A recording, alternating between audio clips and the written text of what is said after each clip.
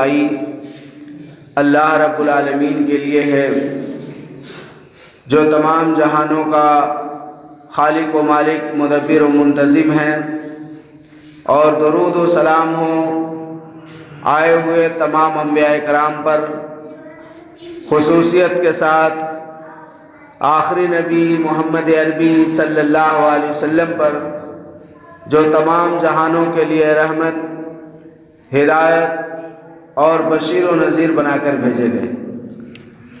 محترم سامعین، جیسا کہ ہم سب جانتے ہیں کہ یہ عیسوی تقویم کا نیا سال شروع ہے، یعنی 2025، اور ہجری تقویم میں یہ رجب کا مہینہ ہے۔ رجب یہ ہجری تقویم کا 7واں مہینہ ہے، اور اس مہینے کے علاوہ اور بھی مہینے، کل 12 مہینوں کا ہجری تقویم ہے۔ اللہ تبارک و تعالیٰ نے قرآن کے اندر اس بات کی وضاحت کی ہے کہ بے شک اللہ کے نزدیک مہینوں کی تعداد 12 ہے، اور یہ اللہ نے اپنی کتاب میں لکھا ہے، یعنی آسمان اور زمین کے پیدا کرنے کے وقت سے ہی اس بات کو اللہ نے واضح کر دیا ہے کہ مہینوں کی تعداد 12 ہے۔ منہا اربعۃ حرم، اس میں اللہ کہہ رہا ہے کہ اس میں 4 حرمت والے مہینے ہیں۔ تو 4 حرمت والے جو مہینے ہیں، ان 4 حرمت والے مہینوں کے متعلق کیا ہے؟ فَلَا تُظْلِمُوا فِيهِنَّ أَنفُسَكُمْ، ان 4 حرمت والے مہینوں میں اپنے نفسوں پر ظلم نہیں کرنا ہے، یعنی اپنے آپ پر ظلم نہیں کرنے کا مطلب ہے کہ گناہ کے کام کو انجام نہیں دینا ہے۔ تو یہ 4 حرمت والے مہینے کون کون سے ہیں؟ تو اس کی تفسیر کرتے ہوئے آپ صلی اللہ علیہ وسلم فرماتے ہیں کہ اللہ نے جو 12 مہینے بنائے، ان میں 4 مہینے حرمت کے قرار دیے گئے۔ ان 4 حرمت والے مہینوں میں 3 پے در پے ہیں، یعنی ذوالقعدہ، ذوالحجہ اور محرم، یہ تینوں پے در پے ہیں، یعنی ایک کے بعد دیگرے آتے ہیں۔ ذوالقعدہ ہے، پھر ذوالحجہ ہے، یعنی 11واں 12واں، اور محرم یعنی پہلا مہینہ ہجری سال کا۔ تو یہ 3 لگاتار ہیں، اور ایک ہے جو بیچ میں آتا ہے، مضر، قبیلہ مضر کا مہینہ رجب۔ تو رجب جو مہینہ ہے یہ 7واں مہینہ ہے ترتیب کے اعتبار سے، اور حرمت میں یہ 4تھے نمبر پر ہے، یعنی ان 3 پے در پے آنے کے بعد 4تھا بیچ میں، یہ مضر قبیلے کا مہینہ رجب ہے۔ تو رجب چونکہ یہ حرمت والے مہینے میں سے ہے، اور یہ حرمت والے مہینوں میں سے ہونے کے متعلق جیسا کہ حرمت والے مہینوں کا شریعت میں اعتبار ہے کہ اس میں ہم کو گناہ کے کام انجام نہیں دینا چاہیے، بچنا چاہیے۔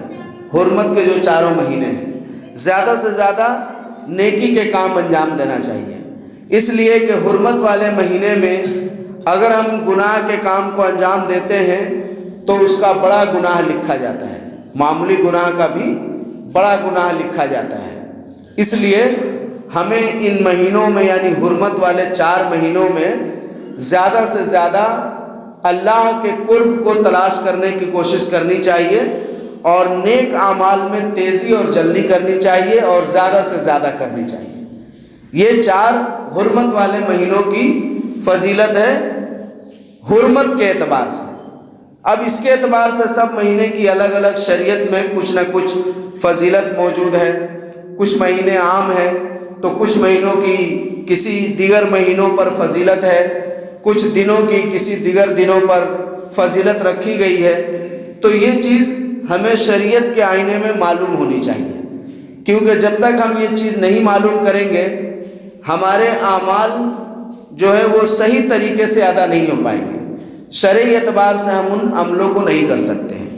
تو یہ حرمت والا مہینہ رجب چل رہا ہے، اور رجب کے متعلق شرعی احکام کیا ہیں وہ مختصر میں آپ لوگوں کو بتاؤں گا، اور ساتھ ہی ایصال ثواب کے متعلق بھی کچھ باتیں رکھوں گا۔ تو سب سے پہلے آئیے ہم جانتے ہیں کہ یہ رجب جو ہے عربی لفظ ہے، اور اس مہینے کا نام رجب کیوں رکھا گیا؟ تو اس کے متعلق بہت ساری توضیحات تواریخ میں اور مہینوں کے متعلق لکھی گئی کتب میں موجود ہے، اور لغت کی کتابوں میں بھی موجود ہے، جس میں سب سے صحیح اور مناسب بات یہی ہے کہ رجب کی وجہ تسمیہ یہی ہے، یعنی اس کو رجب کہنے کی وجہ یہ بنی کہ عرب لوگ اس مہینے کی تعظیم کیا کرتے تھے۔ عرب لوگ جو عربی لوگ ہیں جاہلیت والے، وہ اس مہینے کی تعظیم کیا کرتے تھے، اس کو حرمت والا مہینہ اس وقت بھی مانتے تھے، یعنی اسلام نے ان کو حرمت والا قرار دیا، اس سے پہلے بھی یہ لوگ اس مہینے کو حرمت والا مانتے تھے، اس میں لڑنا حرام سمجھتے تھے، اور اسی طرح سے دیگر اس طرح کے کاموں کو کرنا وہ حرام سمجھتے تھے، اس کی عزت اور تعظیم کیا کرتے تھے۔ رجب یعنی جمع ارجاب ہے اس کا، اور اہل عرب بسا اوقات اس کو اور شعبان کو ایک ساتھ رجبین کہہ دیا کرتے تھے، یعنی یہ لوگ رجب میں تعظیم کرتے تھے رجب کے مہینے کی، اور اس میں لڑنا بھیڑنا اپنے لیے جائز نہیں سمجھتے تھے، اور ساتھ ہی ماہ شعبان، اس کے بعد جو ماہ شعبان آئے گا تو اس کے یعنی ایام میں بھی وہ اس طرح کے کام سے بچتے تھے، اور دونوں کو رجبین بھی کہتے تھے، یعنی دو رجب، اس طرح سے یہ بات بتائی گئی ہے۔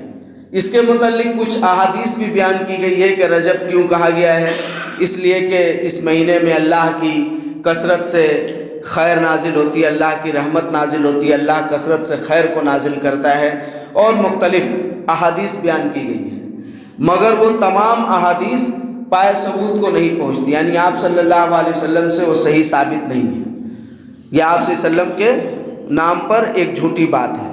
اب آئیے یہ ہم جان لیے کہ رجب کا مہینہ اس لیے کہ اس کو اہل عرب تعظیم کیا کرتے تھے، اس کی عزت کرتے تھے، اس لیے اس کو رجب کہتے تھے۔ اس رجب کے مہینے کے کئی ایک نام بھی تھے، یعنی اس کی تعظیم کے طور پر، چونکہ اہل عرب کا یہ قاعدہ ہے کہ اہل عرب کسی چیز کو، یا ہمارے درمیان بھی یعنی اہل عرب کے ساتھ ساتھ دیگر اقوام میں اور لغت میں بھی یہ بات موجود ہے کہ اگر کسی چیز کی اہمیت اور فضیلت ہوتی ہے تو اس کو مختلف نام سے لوگ یاد کرتے ہیں، یعنی مختلف ناموں سے اس کو ذہن میں رکھتے ہیں۔ تو اس طرح اہل عرب کا خاصہ تھا کہ وہ کسی چیز کو اہمیت دیتے تھے تو اس کے کئی ایک نام دیتے تھے، اور اس نام کے کثرت نام کی وجہ سے اس کی اہمیت سمجھ میں آتی تھی۔ جیسے کہ اہل عرب شیر کو بہت تعظیم کرتے تھے، یعنی اس کو بہت قوی اور جری جانور سمجھتے ہیں، تو اس اعتبار سے وہ اہل عرب کے لغت میں یعنی ان کی زبان میں شیر کے 500 سے زائد نام ہیں، شیر کے 500 سے زائد نام ہیں۔ اسی طرح سے ہوا ان کے نزدیک بہت زیادہ اہمیت والی ہے، تو ہوا کے بھی کئی ایک نام ہیں، یعنی تقریباً 65-67 نام ہیں ہوا کا۔ اسی طرح سے وہ مختلف چیزوں کے نام رکھتے تھے، یعنی کثرت تلوار کے نام کئی ایک نام ہیں ان کے لغت میں، آپ ڈھونڈیں گے تو 150 سے زائد نام ہے صرف تلوار کے۔ تلوار کو مختلف ناموں سے یاد کیا گیا ہے، یعنی وہ مختلف صفت کے اعتبار سے اس کو یاد کرتے تھے۔ تو اسی طرح سے رجب کے مہینے کو بھی انہوں نے کئی ایک نام دیا ہے، جن میں سے یعنی 14-15 نام ہمارے درمیان مشہور ہے، بقیہ اور بھی نام ہیں جو لغت کی کتابوں میں موجود ہے، آپ تلاش کریں گے تو آپ کو ملے گا، اور اس پر کتابیں بھی لکھی گئی ہیں۔ ان میں سے چند نام جیسے کہ رجب المزمر، ایک نام اس کا رجب المزمر کہتے تھے، دوسرا نام اس کو شہر الاسم کہتے تھے، یعنی اسم کا مہینہ، تیسرا شہر الاسب، چوتھا نام تھا منسل الاسنہ، پانچواں شہر رجم، چھٹا شہر حرم، ساتواں شہر الحرام، 8واں نام تھا شہر مقیم اور 9واں نام تھا شہر معلیٰ. اسی طرح سے 10واں نام شہر فرد ہے، شہر عطیرہ ہے، شہر مضر ہے اور شہر مطہر ہے. شہر مضر یہ ایسا نام ہے جو حدیث کے اندر بھی آیا ہے، جیسا کہ آپ صلی اللہ علیہ وسلم نے کہا کہ 3 پے در پے حرمت والے مہینے ہیں اور چوتھا مضر قبیلے کا رجب کا مہینہ. تو مضر قبیلے کا رجب کا مہینہ یعنی اس کو شہر مضر بھی کہا جاتا تھا، شہر مطہر بھی کہا جاتا تھا. اور اس کے علاوہ ہمارے یہاں جو ابھی اس کا نام موجود ہے وہ ہے رجب المرجب. رجب المرجب. تو یہ اس مہینے کے چند نام ہیں جس سے اس کی عظمت واضح ہو رہی ہے، یعنی اس کو اہل جاہلیت بہت زیادہ عظیم سمجھتے تھے. اس کے علاوہ اب بات ہوگی کہ اس کی فضیلت کیا ہے. جیسے حدیث میں، کتاب اور سنت میں اس کی فضیلت کیا ہے. تو جیسے میں نے بتایا کہ بہت سارے یعنی مہینوں کو ایک دوسرے مہینے پر شریعت نے فضیلت دی، اور بہت سارے یعنی جو ہمارے ہفتے کے دن ہیں ان میں سے بھی کئی ایک دن کو ایک دوسرے پر فضیلت حاصل ہے. تو اس میں ایسا بھی ہے کہ کسی کو کوئی فضیلت حاصل نہیں ہے. عمومی طور پر اس میں ہمیں نیک عمل کرنے کا حکم دیا گیا ہے، لیکن کچھ طریقوں سے اور ناسمجھی کی بنیاد پر یا جہالت کی بنیاد پر یا گمراہی کی بنیاد پر یا پھر بدعت پھیلانے کے غرض سے اس مہینے کو بڑھا چڑھا کر کے بھی بیان کیا گیا ہے. تو اس تعلق سے سمجھ لیں کہ رجب کا مہینہ کچھ اسی طرح ہے. رجب کے مہینے کے متعلق صرف اتنی بات حدیث سے ثابت ہے کہ یہ حرمت والا مہینہ ہے. رجب کے مہینے کے متعلق حدیث سے صرف یہی بات ثابت ہے کہ یہ ایک حرمت والا مہینہ ہے. جیسے کہ باقی 3 حرمت کے مہینے اور ہیں، اسی طرح یہ بھی حرمت والا مہینہ ہے. اب اس مہینے کے اندر شریعت سے کوئی مخصوص عمل آپ کو کرنے کے لیے نہیں کہا گیا ہے. شریعت کی جانب سے کوئی مخصوص عمل نہیں ہے. جو بھی مخصوص عمل ہے وہ کچھ یا تو بدعتی عمل ہے یا پھر اہل جاہلیت کے مقابلے میں، جیسا کہ اہل جاہلیت اس مہینے کی عزت اور تعظیم کیا کرتے تھے تو وہ کچھ اس میں خاص عمل انجام دیتے تھے، خاص کام کرتے تھے. اس اعتبار سے اس چیز کو آج ہمارے معاشرے میں مشہور کیا گیا ہے یا اس پر عمل کیا جاتا ہے، ورنہ شریعت کے اعتبار سے ایسا کچھ نہیں ہے. جیسا کہ امام شوکانی رحمۃ اللہ علیہ کہتے ہیں کہ خاص طور پر رجب کے متعلق کوئی صحیح یا کم ضعیف والی سنت ثابت نہیں ہے. یعنی رجب کے متعلق کوئی صحیح حدیث یا ایسی حدیث کہ جو کم ضعیف ہو. جیسا کہ علماء اہل حدیث کا ایک اصول ہے کہ اگر کسی حدیث جو صحیح ہے وہ تو صحیح ہے، مگر جس میں ہلکا ضعف ہے اور وہ کسی چیز کی فضیلت ثابت کر رہی ہے تو فضیلت ثابت کرنے کے حد تک اس کو مانا جا سکتا ہے. لیکن اگر کوئی حکم یا کوئی مسئلہ بیان ہو رہا ہے اور وہ ضعیف حدیث ہے تو وہ نہیں مانا جائے گا. اس کے متعلق صحیح یا حسن حدیث ہونی چاہیے، یعنی وہ ڈائریکٹ آپ صلی اللہ علیہ وسلم سے صحیح سندوں سے ثابت ہوگی تو اس پر عمل کریں گے. فضیلت میں تھوڑی بہت رخصت ہے. لیکن امام شوکانی رحمۃ اللہ علیہ کہہ رہے ہیں اور ان کے علاوہ دیگر اور بھی محدثین اس بات کو واضح کیے ہیں. علامہ ابن جوزی رحمۃ اللہ علیہ بھی لکھتے ہیں اور امام ابن قیم رحمۃ اللہ علیہ، یعنی محدثین کی جتنی جماعت ہے تمام لوگوں کا اس بات پر اتفاق ہے، تمام محدثین کا، کہ رجب کی کوئی خاص فضیلت یا اس کے اندر کسی خاص عمل کی فضیلت آپ صلی اللہ علیہ وسلم سے صحیح حدیث سے ثابت نہیں ہے. بس اتنا ثابت ہے کہ یہ ایک حرمت والا مہینہ ہے.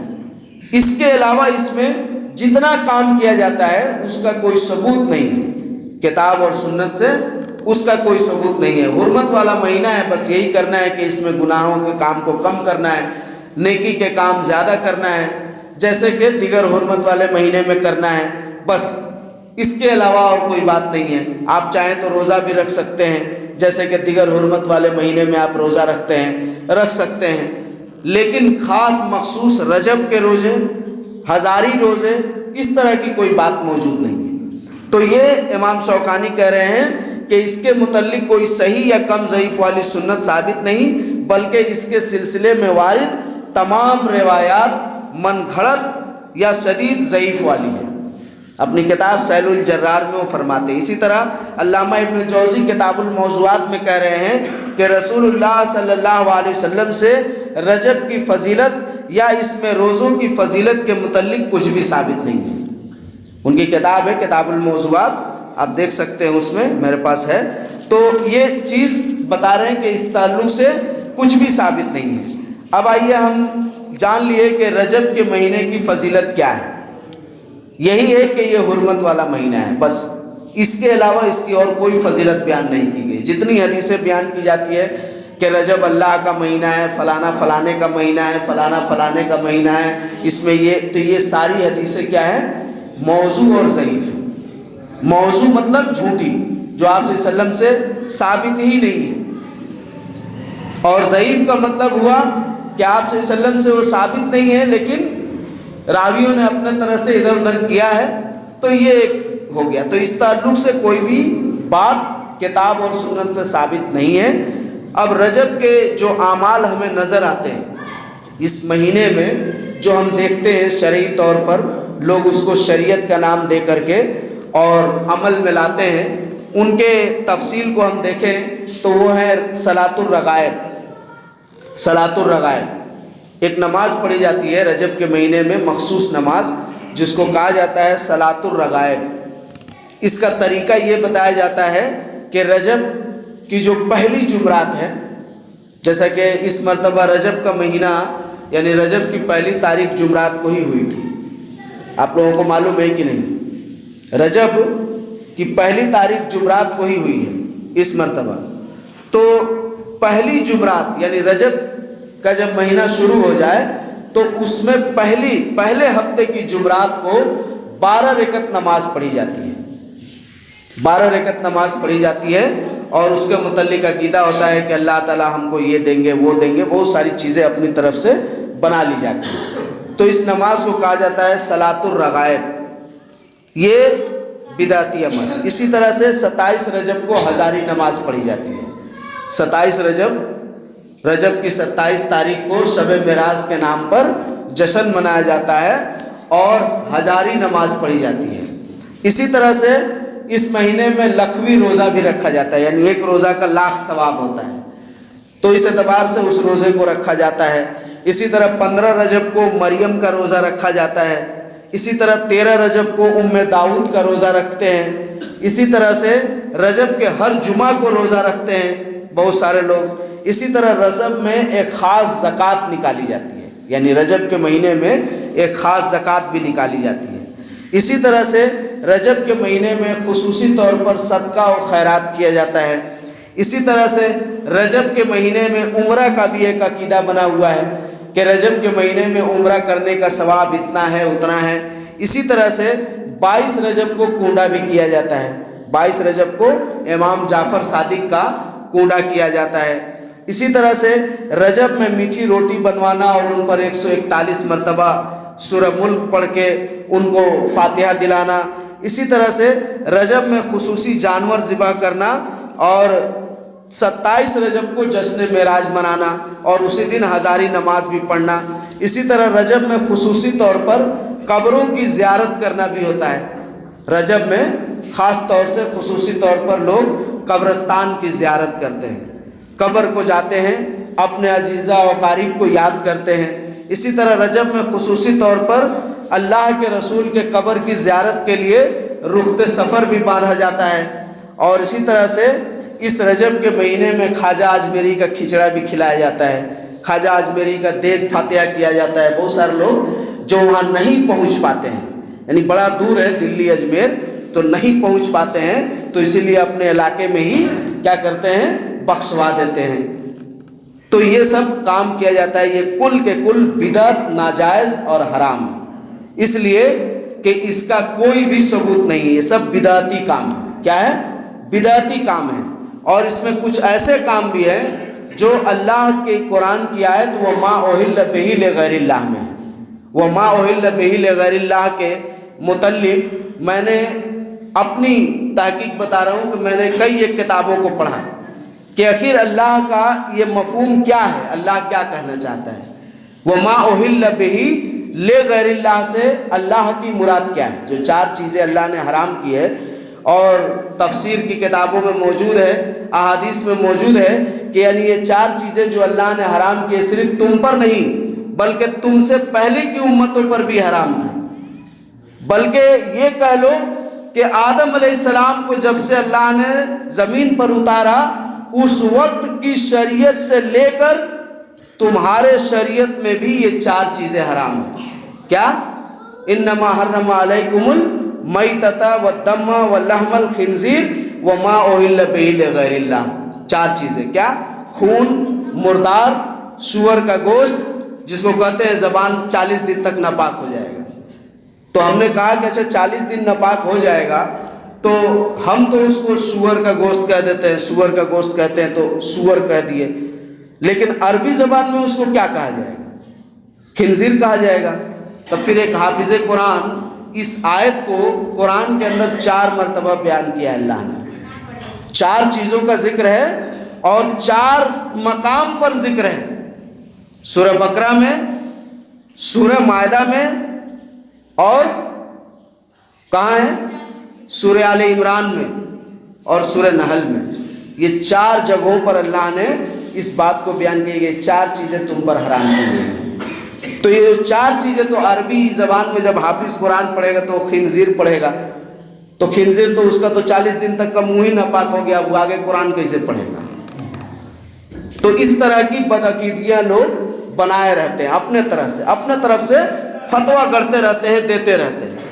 تو یہ اللہ تبارک و تعالیٰ نے جو 4 چیزیں بیان کی، اب اس میں وَمَا أُحِلَّ بِهِ لِغَيْرِ اللہ کا کیا مفہوم ہے؟ تو میں نے اس پر جب تحقیق کی تو میں نے بڑی بڑی تفسیروں کو دیکھا تو اس میں تقریباً تمام تفسیروں میں یہی لکھا ہوا ہے کہ جو ذبیحہ غیر اللہ کے نام پر ذبح کیا جائے، جو ذبیحہ غیر اللہ کے نام پر ذبح کیا، یعنی کوئی جانور کو آپ غیر اللہ کا نام لے کر ذبح کر رہے ہیں تو وہ حرام ہے، وہی ہے ما اہل بہ لغیر اللہ۔ اب جب وہی ہے ما اہل بہ لغیر اللہ تو اس میں بقیہ چیزوں کو ہم جو حرام کہہ دیتے ہیں، کہتے ہیں فاتحہ نظر و نیاز لغیر اللہ حرام ہے، فلانا غیر اللہ حرام ہے، یہ سب تو اس میں آیا نہیں، صرف جانور کی بات ہے۔ مان لیجئے ہم اگر ایک جانور کو اجمیری صاحب کے نام پر ذبح کر رہے ہیں تو وہ حرام ہے، لیکن اگر اس کو ہم اللہ کے نام پر ذبح کر رہے ہیں، مقصد ہمارا ہے اجمیری صاحب کو فتویٰ دینا، یعنی ان کو تحفہ دینا، ان کے طرف سے فاتحہ دلانا، لیکن اس کو ہم ذبح کیے ہیں بسم اللہ اللہ اکبر پڑھ کے، اس کا کیا حکم ہے؟ اس کا کیا حکم ہے؟ تو معلوم ہونی چاہیے کہ مفسرین نے پہلی بات یہ لکھی ہے کہ اس سے مراد ہے وہ ذبیحہ جو ہم غیر اللہ کے نام پر ذبح کریں، لیکن اس میں وہ جانور بھی شامل ہے اور وہ کھانے بھی شامل ہیں کہ جو ہم غیر اللہ کی تقرب کے لیے تیار کرتے ہیں۔ غیر اللہ کے تقرب کے لیے جو چیز بھی ہم تیار کریں گے وہ بھی وما اہل بہ لغیر اللہ میں ہے، وہ بھی وما اہل بہ لغیر اللہ میں، اس لیے کہ عربی زبان میں اوہلہ کا مطلب ہوتا ہے آواز بلند کرنا، کسی چیز کو آواز لگا لگا کر مشہور کر دینا، بتا دینا کہ یہ فلانا چیز ہے۔ تو اس کی جب مزید تحقیق ہوئی تو پتہ چلا کہ علماء نے اس بات کو صراحت کے ساتھ لکھا ہے، 2 چند علماء کو چھوڑ کر جو بر صغیر میں بڑی مشہور ہیں اور اپنی دنیا چلاتے ہیں، انہی نے یہ لکھا ہے کہ اس میں نظر نیاز لغیر اللہ، فاتحہ، عرس یہ سب نہیں آئے گا، لیکن جتنے تمام مفسرین ہیں انہوں نے کتاب اور سنت کی روشنی میں لغت کے اعتبار سے، عربی زبان کے اعتبار سے یہ واضح کر دیا ہے کہ اس میں وہ جانور بھی شامل ہے جس پر ہم غیر اللہ کا نام لے کر ذبح کریں، اور اس میں وہ جانور بھی شامل ہے کہ جس پر ہم اللہ کا نام لے کر ذبح کریں لیکن مقصد اس کا ہو کہ ہم فلانے کا فاتحہ دلا رہے ہیں۔ اب چونکہ جانور کا مسئلہ ہے تو جانور ذبح کر کے جو ہم کھانا کر رہے ہیں وہ تو سب کوئی نہیں کھا سکتا ہے، کیونکہ ہمارے مزاروں پر تو سب کوئی آتے ہیں نا، مسلم بھی آتے ہیں، غیر مسلم بھی آتے ہیں، پھلانے بھی آتے ہیں، پھلانے بھی آتے ہیں، تو اب چونکہ گوشت کا یہ ہے تو وہ ہے، تو اسی لیے اس کو موڈلائز کیا گیا۔ موڈلائز کر کے کیا کیا گیا؟ کھچڑا کھلایا گیا۔ تو کھچڑا آپ نے کس مقصد سے کھلایا؟ غیر اللہ کی تقرب حاصل کرنے کے لیے، وہ بھی ما اہل بہ لغیر اللہ ہے۔ آپ نے عرس کا قیام کیا، عرس میں لوگوں کو کھانا کھلایا۔ ابھی سننے میں آیا تھا، اور جا بھی رہے تھے تو 2-3 باورچی، ہمارے مسلم باورچی ہی جا رہے تھے، تو کہاں جا رہے ہیں؟ تو ہم فلانا جگہ، آپ تو ہم جا رہے ہیں درگا پوجا میں بریانی بنانے، درگا پوجا میں بریانی بنانے۔ کیوں؟ اس لیے کہ وہاں جو لوگ آئیں گے ان کو کھلایا جائے گا، تو وہ کھانا کیا ہوگا؟ اس کھانے کا کیا حکم ہے؟ کیونکہ اس میں بھی تو وہی ہے جو آپ کے فاتحہ میں ہوتا ہے، اس میں بھی تو وہی ہے جو آپ کے فاتحہ میں ہوتا ہے، تو وہ بھی ما اہل بہ لغیر اللہ ہے۔ وہاں مورتی پوجن کیے آنے والے دیکھنے والے لوگوں کو کھلایا جائے گا، تاکہ مقصد ہے کہ اس کھانے کے ذریعے ان کی اس کی چاہت بڑھے اور اس سے ہماری میاں خوش ہو، ہم کو اس کا پرنام ملے، ہم کو اس کا ثواب ملے، یہ آپ کا ارادہ ہے نا، تو یہ ما اہل بہ لغیر اللہ ہے۔ برتھ ڈے کا کھانا وہ ما اہل بہ لغیر اللہ میں داخل ہے۔ برتھ ڈے جو ہم لوگ کرتے ہیں، برتھ، تو ہم اپنے پیدائش کی خوشی میں آپ کو دعوت دیے تاکہ آپ تحفہ لے کر آئیں، اگر آپ لے کر آئیں گے تو ہم بھی لے کر جائیں گے، تو یہ بھی وہ ما اہل بہ لغیر اللہ ہے۔ اگر کسی کی عزت اور تکریم کے لیے کسی کو آپ کھانا کھلا رہے ہیں، کس لیے کھلا رہے ہیں؟ اس لیے کھلا رہے ہیں تاکہ وہ ہم سے خوش ہو جائے، ہم سے ناراض نہیں رہے، ہمارا کوئی کام بنا دے، ہمارا کہیں پر سفارش کر دے، کوئی پوسٹ پر ہم کو رکھوا دے، اس لیے آپ اس کو دعوت کھلا رہے ہیں، تو یہ بھی وہ ما اہل بہ لغیر اللہ ہے، یہ بھی وہ ما اہل بہ لغیر اللہ ہے۔ آپ جو باراتی بن کر کے اور لڑکی کے گھر جا رہے ہیں اور لڑکی والے کے یہاں جا کر کھانا کھا رہے ہیں، یہ بھی وہ ما اہل بہ لغیر اللہ میں یعنی حرام میں داخل ہے۔ اللہ نے اور کتاب اور سنت نے اس کی شریعت میں اجازت نہیں دی ہے۔ اب کیسے ہے؟ اس لیے کہ آپ لڑکی کے یہاں جائیں گے باراتی بن کر، تو آپ باراتی بن کر جا رہے ہیں، بات کو سمجھیے گا۔ تو اگر لڑکی والا آپ کی عزت نہیں کیا، تب تو آپ جو ہے اپنے سر پر آسمان کو اٹھا لیں گے، تو آپ کی عزت کے ڈر سے وہ کھانا کر رہا ہے، آپ کی عزت کے ڈر سے، یعنی آپ کا تقرب حاصل کرنے کے لیے۔ تو آپ کیا ہیں؟ اللہ ہے کہ غیر اللہ ہیں؟ آپ کیا ہیں؟ اللہ ہیں یا غیر اللہ ہیں؟ غیر اللہ ہیں۔ تو ما اہل بہ لغیر اللہ کا مفہوم یہ ہوا کہ غیر اللہ کی تقرب اور نزدیکی حاصل کرنے کے لیے جو بھی کام عمل آپ کریں گے وہ ما اہل بہ لغیر اللہ میں جائے گا۔ اب آپ یہاں سوال ہے کہ ایک مہمان آتا ہے تو اس کی مہمان نوازی کرنا بھی غیر اللہ میں جائے گا، اس لیے کہ مہمان بھی تو اللہ نہیں ہے، اس کی عزت کرنا بھی تو غیر اللہ کا عزت کرنا ہے، تو پھر یہ بھی تو ما اہل بہ لغیر اللہ ہے۔ تو اب آپ سن لیجئے کہ اللہ کے رسول کی حدیث ہے، کہ حدیث قدسی ہے کہ ابن آدم جو عمل میرے لیے کرے گا اس کا میں بدلہ دوں گا، اور جو عمل وہ کسی اور کے لیے کرے گا اس کا بدلہ وہ اس سے لے لے۔ یہ حدیث قدسی بھی ہے اور حدیث بھی موجود ہے، یعنی آپ صلی اللہ علیہ وسلم کا بھی فرمان ہے، اور آپ صلی اللہ علیہ وسلم نے اللہ کے طرف منسوب کر کے بھی اس بات کو کہا کہ اللہ کہتا ہے۔ صحیح مسلم میں اور بھی حدیث کی بہت ساری کتابوں میں یہ حدیث موجود ہے۔ تو اس کا مفہوم یہ ہوا کہ اسلام نے آپ کو مہمان نوازی فرض کی ہے، اسلام نے آپ پر مہمان نوازی فرض کی ہے۔ مہمان کے آنے پر آپ اس کی مہمان نوازی کیجئے اور اجر اللہ سے طلب کیجئے، اجر اللہ سے، اس سے نہیں۔ حالانکہ ہمارے یہ مہمان نوازی کا یہی تھاٹ ہوتا ہے، یہی کنسپٹ ہوتا ہے کہ ہم اس کو اچھا سے کھلائیں گے تو اس کے یہاں جائیں گے تو یہ بھی ہم کو اچھا سے کھلائے گا، یہی کنسپٹ، یہی تصور ہوتا ہے۔ یہی جب اس نیت سے آپ اپنے مہمان کو کھلائیں گے تو یہ وہ ما اہل بہ لغیر اللہ ہو گیا۔ اس نیت سے جب آپ مہمان کی مہمان نوازی کریں گے تو یہ حرام ہو جائے گا، اور اس نیت سے جب مہمان کی مہمان نوازی کریں گے کہ اللہ نے اس کی مہمان نوازی کا حق دیا ہے اور اس کی مہمان نوازی کرنے پر اللہ ہمارے لیے برکت دے گا، ہم کو ثواب دے گا، اور ہم اس سے کچھ مطالبہ نہیں کرتے ہیں، ہم یہ اس سے نہیں کھوجیں گے کہ ہم کو بھی یہ اسی طرح کھلائے، تب جا کر کے آپ صحیح منہج پر رہیں گے، تب آپ کو ثواب ملے گا۔ اور اگر اس نیت سے آپ اپنے مہمان کی مہمان نوازی کریں گے تو یہ وہ ما اہل بہ لغیر اللہ میں چلا جائے گا۔ اسی لیے آپ غور کریں کہ شادی کا کھانا جو ہے وہ ایک ہی کھانا ہے، شادی کا کھانا ایک ہی کھانا ہے جس کو کہتے ہیں ولیمہ۔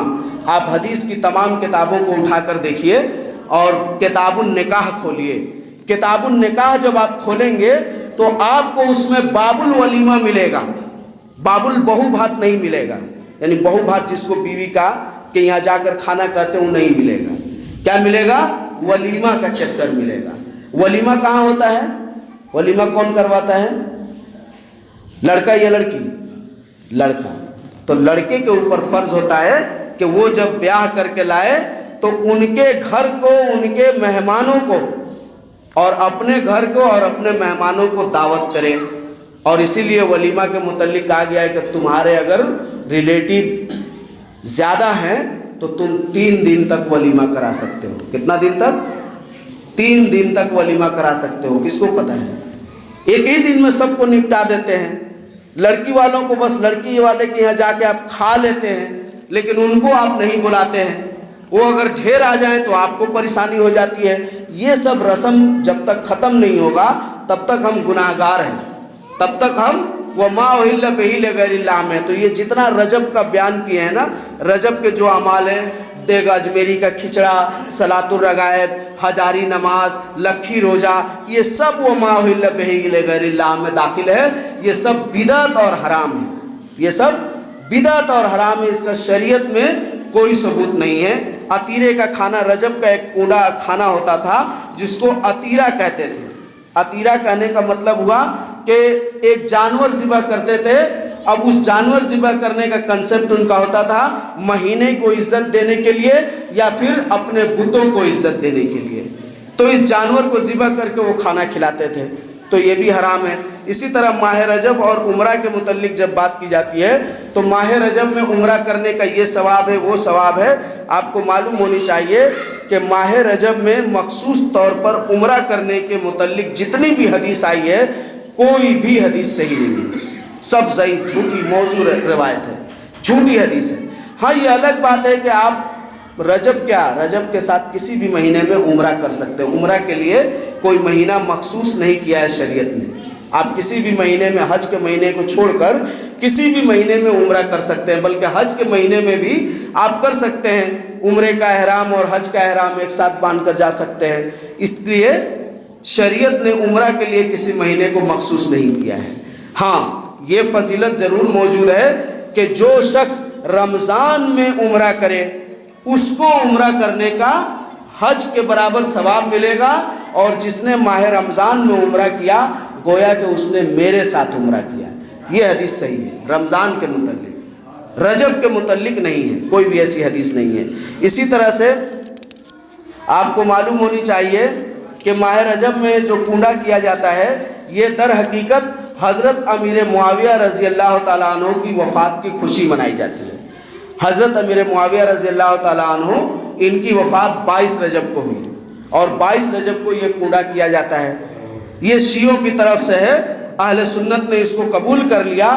اب چونکہ جب حقیقت پتہ چلی تو اس کو چھپانے کے لیے کہتے ہیں کہ امام جعفر صادق کا پیدائش ہے، اس کا فاتحہ ہے۔ امام جعفر صادق کی پیدائش 22 رجب کو نہیں ہوئی ہے، لیکن تاریخ یہ بتاتی ہے کہ 22 رجب کو حضرت امیر معاویہ رضی اللہ تعالیٰ عنہ کی وفات ہوئی ہے۔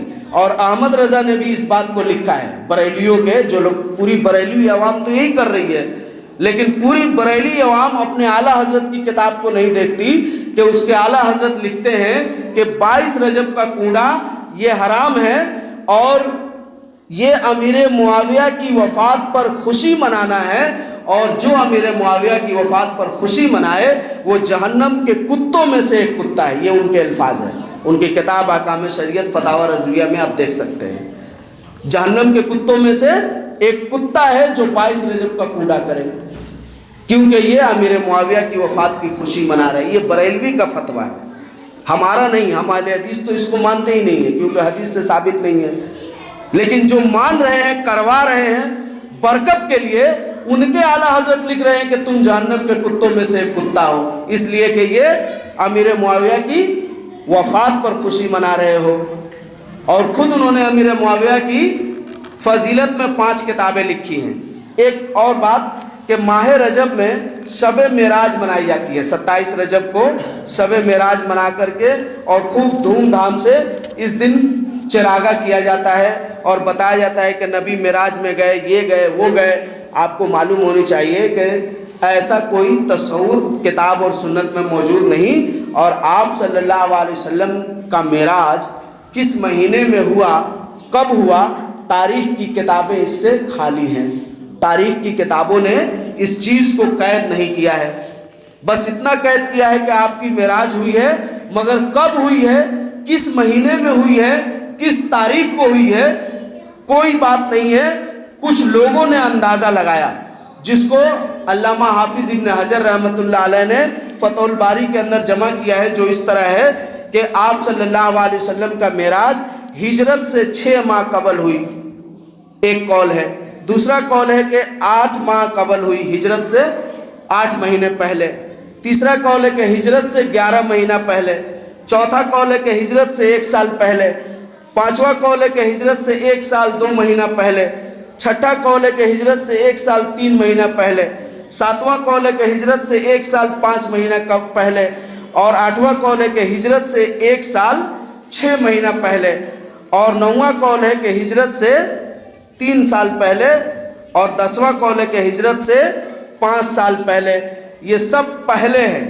اب آپ کو معلوم ہونی چاہیے کہ ہجری کیلنڈر کب ترتیب دیا گیا، ہجری کیلنڈر کب ترتیب دی گئی؟ میں نے پہلے آپ لوگوں کو بتایا تھا، ہجری کیلنڈر حضرت عمر رضی اللہ تعالیٰ عنہ کے عہد میں ترتیب دی گئی، اور اس میں پہلا مہینہ محرم قرار پایا۔ تو اب یہ سب اقوال یہ ہے کہ ہجرت سے پہلے آپ کو معراج ہوا، تو ہجرت سے پہلے اور آپ کی وفات تک کیلنڈر تو ترتیب میں تھا نہیں، تو آپ کو کیسے پتہ چل گیا کہ رجب کے مہینے 27 تاریخ کو ہوا؟ رجب کے 27 تاریخ کو آپ صلی اللہ علیہ وسلم کی معراج ہوئی، کیسے پتہ چل گیا؟ تو یہ بھی ایک بکواس ہے، غلط فہمی ہے، جو ہم لوگوں نے اپنے طور پر سجا لیا ہے۔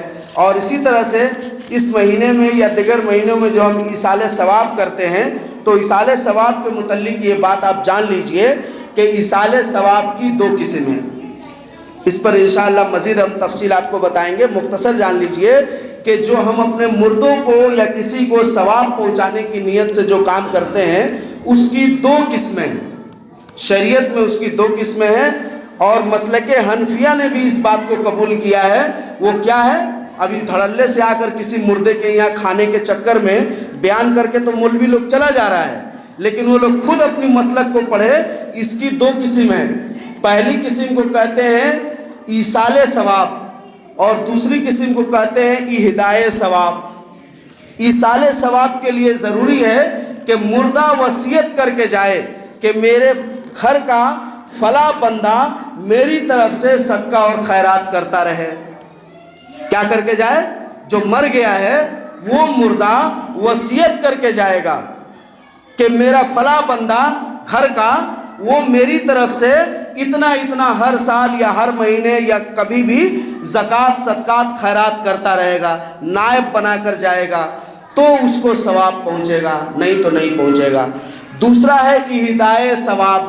اہدائے ثواب کا مطلب کیا ہوا کہ ہم کوئی کام کریں، نماز پڑھ لیے، روزہ پڑھ لیے، حج کر لیے، زکوٰۃ کر دیے، اور کہے کہ اللہ اس کا ثواب ان کو تحفہ دے دے، میں یہ جو جس کا ثواب بنتا ہے یہ میرے لیے نہیں، میرے مردے کو دے دے، تو ایسا کنسیپٹ شریعت میں ہے ہی نہیں ہے۔ اگر ایسا کنسیپٹ شریعت میں ہے تو پھر تو الٹا ہو جائے گا۔ لیکن آپ کو معلوم ہونی چاہیے کہ آپ کا اپنے طور پر بہتر ہونا مردے کے لیے بہتر ہے، کیونکہ یہ حدیث موجود ہے کہ اگر میت کے گھر والے اچھے کام کریں گے تو اس کا ایک حصہ میت کو جاتا ہے، اور اگر برے کام کریں گے تو اس کا ایک حصہ میت کو جاتا ہے۔ اس حدیث کو اور آسان طریقے سے سمجھ لیجئے کہ اللہ کے رسول نے کہا کہ اپنے مردے پر نہ رو، اس لیے کہ تم اپنے مردے پر رو گے تو عذاب اس کو ہوگا، تو رو آپ نہ رہے ہیں تو عذاب اس کو کیوں ہوگا؟ اس لیے کہ اللہ اس سے پوچھے گا کہ تم نے اپنے گھر والوں کو یہ نصیحت نہیں کی کہ میرے چلے جانے کے بعد رونا نہیں، کہا تھا کہ نہیں؟ تو اس کنسیپٹ میں یہ حدیث موجود ہے، اس کنسیپٹ میں نہیں ہے تب تو وہی بات ہو جائے گی کہ اگر آپ پہنچا رہے ہیں، اللہ تعالیٰ آپ کا کام کر دے رہا ہے، ثواب پہنچا دے رہا ہے، تو مان لیجئے ہم اپنے باپ سے محبت کرتے ہیں تو ہم کہیں گے کہ اللہ ہمارے اس جمعہ کا ثواب ہمارے ابو کو پہنچا دے، تو اللہ پہنچا دے گا۔ اور آپ میں سے یا ہمارے بھائیوں میں سے یا ہمارے چچا میں سے کوئی ہمارے باپ سے نفرت کرتا ہے تو کہے گا گناہ کا کام کر کے کہ اللہ اس گناہ کا ثواب اس کو پہنچا دے، تو یہ بھی پہنچنا چاہیے نا، کیونکہ پہنچنے میں تو یہ قید نہیں لگائی گئی ہے کہ صرف نیک کام پہنچتا ہے۔ پہنچنے کے متعلق کتاب اور سنت میں یہ بات تو صراحت کے ساتھ قرآن کی آیت میں موجود ہے کہ تمہارے اچھائی اور برائیاں اللہ کے پاس پہنچتا ہے اور جمع ہوتا ہے۔ تو جب بھیجنے کا ہے تو بھیجنے میں بھی کوئی ایسی حدیث ہے کیا کہ برائی بھیجو گے تو نہیں جائے گی، برائی بھی تو چل جائے گی، تب کیسے ہوگا؟ تو ایسا کچھ نہیں ہے۔ اب وہ جو ہے اس کے لیے نائب ہے، تو کیا آپ بتائیے کہ 99% لوگ ایسے ہیں، 100% ہم کہہ رہے ہیں جو مرنے سے پہلے اپنے آل و اولاد کو وصیت نہیں کرتے ہیں، تو وہ اصالہ ثواب کریں گے تو کیسے پہنچے گا؟ تو اس لیے یہ بھی ایک خام خیالی ہے جو ہم کر رہے ہیں، اس لیے اپنی آپ اصلاح کیجئے۔ انشاءاللہ اس کی مزید تفصیل ہم آپ کو آئندہ جمعہ رکھیں گے، اللہ نے موقع دیا تو۔ آخر میں اللہ سے دعا ہے کہ اللہ ہم سب کو نیک عمل کرنے کی توفیق عطا فرمائے، ہمارے ایمان اور اعمال کی اصلاح فرمائے، اور ہمیں صحیح مسئلے کو، شریعت کو سمجھ کر اس کے مطابق عمل کرنے کی توفیق عطا فرمائے، اور اس رجب کے بدعتی اعمال سے پناہ دے اور سنت کو فالو کرنے کی توفیق عطا فرمائے۔ آمین۔